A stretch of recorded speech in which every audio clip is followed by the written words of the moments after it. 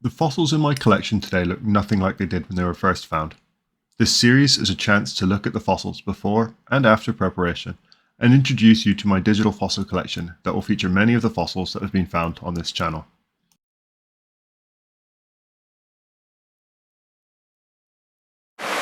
So these grey shell nodules are beautiful for splitting.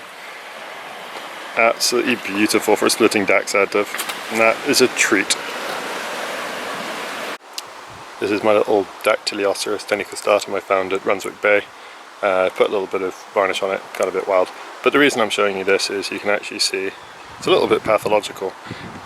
So normally the whorls get bigger as they come round, but this one has a gap between those two. The 3D model shows it off a lot nicer, so I won't overdo that. I'll let you have a look at the 3D models as well.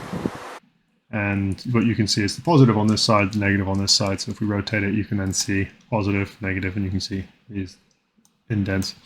What's quite cool to see on it is the pathological nature. So I think this one has had, during its life, something go a bit wrong with its spiral. If I show you this spiral and the inside and each layer out gets bigger and bigger and increases in height.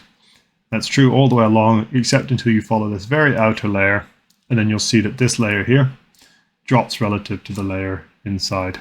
You can actually see that really nicely here. This outer layer, or this outer whorl, is below the whorl inside of it. So it's a cool little feature of this specimen. It's seen also on the negative as well.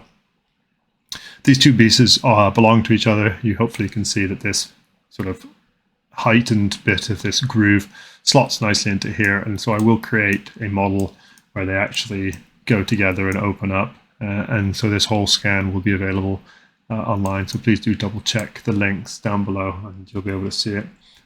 For those wondering about the coloration here, it's a little bit of me not being super careful with the varnish on the outside, so this has come off. This could be easily treated if I just put a bit of acetone on it. But at least this way it keeps the fossil in good shape, and you can see there's a crack in the rock there. So things like that help just hold it together. So a nice specimen. It still needs a bit of tidying and prep, so this probably here would probably get tidied down. And so you could see the edge all the way around on this side. And there's a few bits on the inside that might be tidied up. But I'm not going to do too much with it because I think it's a beautiful specimen as it is. And a nice DAC to add to the collection and keep in the collection.